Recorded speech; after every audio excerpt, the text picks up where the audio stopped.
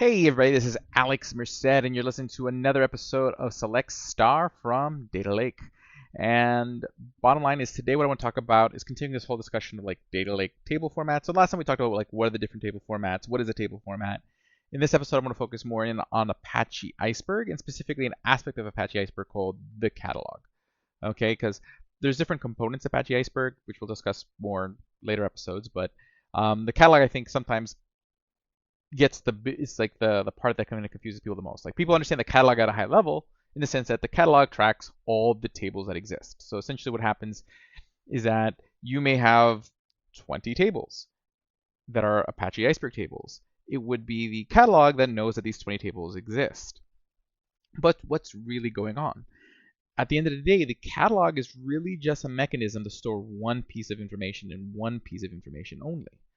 Where is the newest metadata file for this table? Okay, because it's the metadata file that actually contains all the information about like the schema of the table, the partitioning of the table, where the snapshots are, all the kind of information that the engine really needs to figure out, hey, what they're going to read, okay, is going to really be at that metadata file, okay? But a new metadata file is generally created every time you change an Iceberg table. So there has to be a mechanism to know which is the newest one, okay? So that's where the catalog comes in. So that way there's an undisputed arbiter of what is the current state of the table. Okay, so there's different catalogs that you can use. There's different mechanisms you can use to catalog your Iceberg tables. Okay, there is a file system catalog, which is referred to as the HDFS catalog, which is really, again, just file system. So you can use this on any kind of file system, whether it's a Hadoop file system, object storage. It just means that the way it tracks the table is really going to be based on the file layout. So this is going to be more like a traditional Hive table where basically, you know, the different folders dictate the different partitioning. It's just going to, all the metadata files are going to have a numerical sequence. So the way it's going to know what the newest one is going to be the one with the highest number. Okay, so it's much more based on sort of like the file layout, which is sort of like the easiest one to use. Okay, but also, you know, when you're using certain types of file storage, things like S3, where, you know, you're not going to necessarily have certain guarantees when it comes to trying to do like concurrent writes, it's oftentimes not recommended to use the HDFS catalog for production. Great for like evaluation, practice, but really in practice, you're going to want something that's going to make sure you have those concurrency guarantees, particularly when you're using object storage. I don't think the concern is quite as much as if you're using Hadoop as your file storage. So that's one catalog. Now all the other catalogs are generally going to be some sort of store, okay, in the sense that it's actually a thing that stores information. Okay, so you could literally use a database, so that's referred to as the JDBC catalog. So literally any database that supports a JDBC connection can be connected to via Azure catalog. So you could use a Postgres database, a MySQL database, whatever you would like, because at the end of the day, all it's really doing is storing that one piece of information. The engine's just going to go connect, say, hey, does this table exist? And if it does, what is the location? And then that's all the catalog does. At that point, the catalog's job is generally done. Okay, the engine, whatever query engine is being used to read the data, then will take that information on where that metadata file is, and then go read that metadata file and plan a query. But that's literally all the catalog is doing. Okay, but again, the engine that you're using has to know how to talk to the catalog, so because each catalog works a little bit, the implementation is slightly different. So basically, the engine needs to know how to talk to it. So that's where you run into issues like, hey, does this query engine support X catalog? And I don't think there's. I mean, I would say probably. Well, let's go through the catalogs first, and we'll talk about support. Okay, then there is the AWS. Well, first let's do Hive. There's the Hive catalog. So again, a lot of times if you're using like Hadoop for like an on-prem data lake, you're probably using Hive to track your tables. Okay, the Hive Metastore, which tracks sort of like metadata about, you know, the basic existence of tables in your Hadoop storage. Okay, now you can also use that Hive Metastore to also store the locations of your Apache Iceberg tables. So just create an entry saying table X location of metadata file is Y. Okay, so you could use that. So it's an easy move if you're already using Hive in your current existing sort of like tech stack. If you don't have Hive in your current tech stack, then then you might have better options and avoid standing up Hive. Okay, then there is AWS Glue. So AWS Glue is essentially like the Amazon version of like Hive.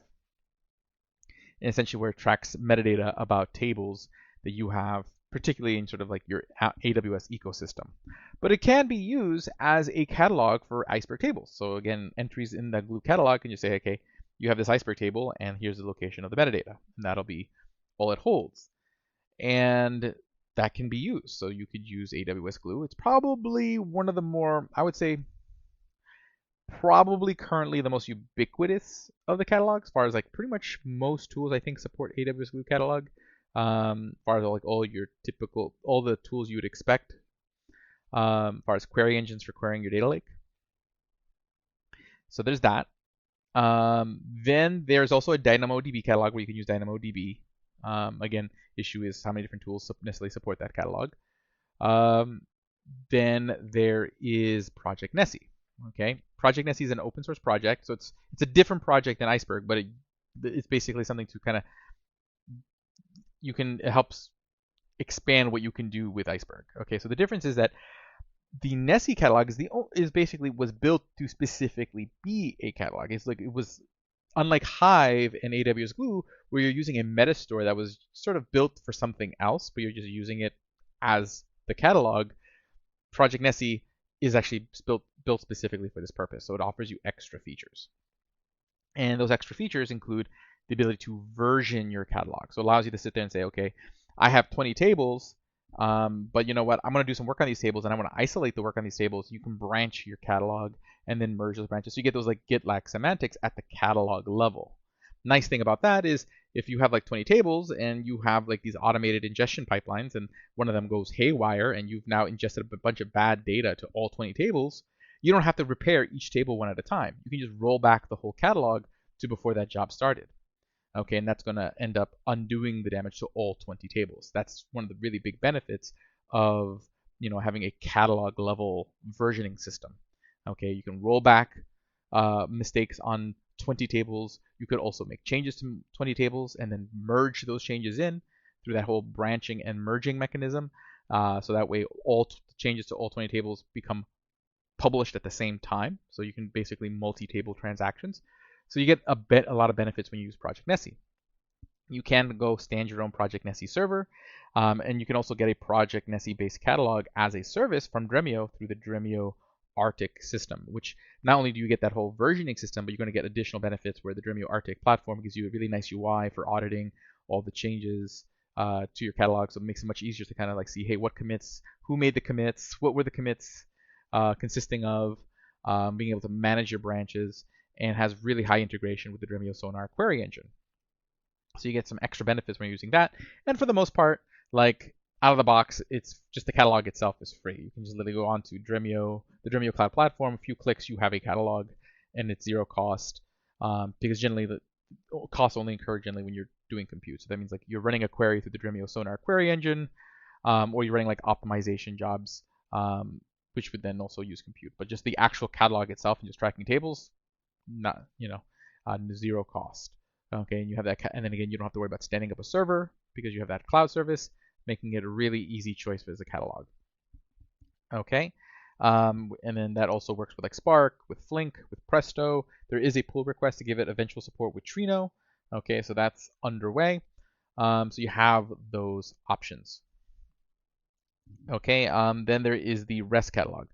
Now, the REST catalog isn't necessarily a catalog per se, more than it's a spec for sort of like all future catalogs to be created. So the idea is that there's this standard REST open API spec, and then anyone who creates a server, okay, for the purposes of being a catalog that follows that spec, will then basically be grandfathered into anything that supports the REST catalog. So the beauty of that is that basically if you support REST catalog, you'll support all future catalogs that get created on that spec. Okay, right now there's essentially really only one. That's going to be the Tabular service. So Tabular is the company created by the initial creators of Apache Iceberg.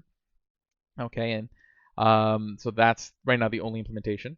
But essentially that's what the REST catalog is. So in the future, you probably will have other companies as well who will create their own attempts at a Apache Iceberg catalog as a service. And that they'll probably use like implement that REST catalog spec, and then again they're going to basically get grandfathered in and have support anywhere that already supports REST. So that's the kind of nice thing about that, is that everyone can follow the same setup, and then any tool that supports the REST catalog will basically, they now have that support out of the box. So basically, really you have sort of two big choices when you're looking for a catalog as a service. So that's going to be, again, the project Nessie catalog, which Dremio Arctic would be the catalog as a service. And again, the reason you get that is you're going to get that nice UI, that nice integration with Dremio Sonar, which is going to have all sorts of like the ability for you to automate optimizations and whatnot. But not only do you get that, but you're also going to get the branching, those catalog level Git-like semantics, so that way you can do multi-table transactions, multi-table rollbacks on top of just your traditional isolation and table level rollback, which you can do natively in Iceberg. Okay, and then there's Tabular, which they give you like AWS-based optimization services. You don't get the Git-like semantics, but you do get like, I think basically what they do is they'll just basically under the hood optimize the data on your AWS. So you do have optimization features in both catalogs as a service. So essentially, now you understand a little bit better about sort of the world of catalogs. But at the end of the day, a catalog is just a thing that tracks where the metadata file is. It's independent of where the data is actually stored. Okay, so theoretically, you could use any catalog and store the data anywhere. What matters is whether the engine can read the data. Because once the engine, so let's say Dremio Sonar, or Presto, or Trino, or Spark, or Flink, once they actually know where the table metadata is, they then have to go read it.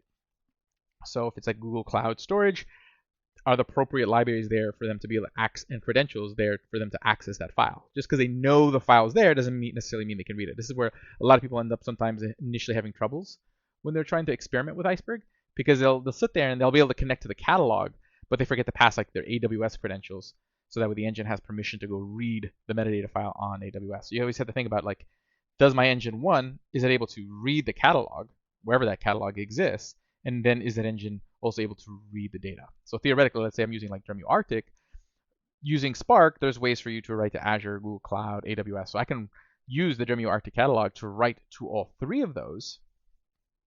Okay, but again, when I then try to access that same data with different engines, I then have to ask myself, can that engine for this particular query read those underlying data files? Do they have the permissions to?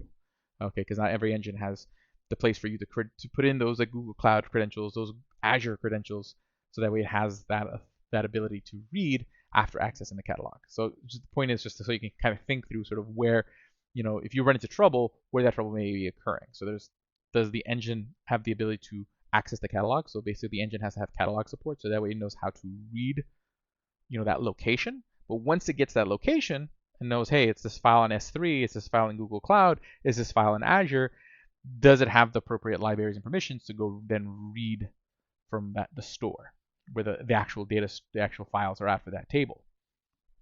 Okay. Right now, generally a lot of the services are sort of geared towards AWS. But again, the catalog is just a location tracker. So theoretically, again, using Spark with any of these catalogs, you can write the data anywhere, but then you run into the issue, hey, can I read it with other engines? The other engines have the ability to read the Google Cloud, Azure as of yet. Okay, after accessing that catalog. So again, two steps: accessing the catalog, accessing the underlying files, because they're two sort of different distinctions. Once you kind of appreciate that, there's like my metadata files that are going to be stored where all my data is at, and then I have this catalog, which is kind of a separate thing that needs to be accessed. It becomes a lot easier to kind of think through sort of like how Apache Iceberg, how you get from point A to point B, and use the tools available in a flexible way to really enjoy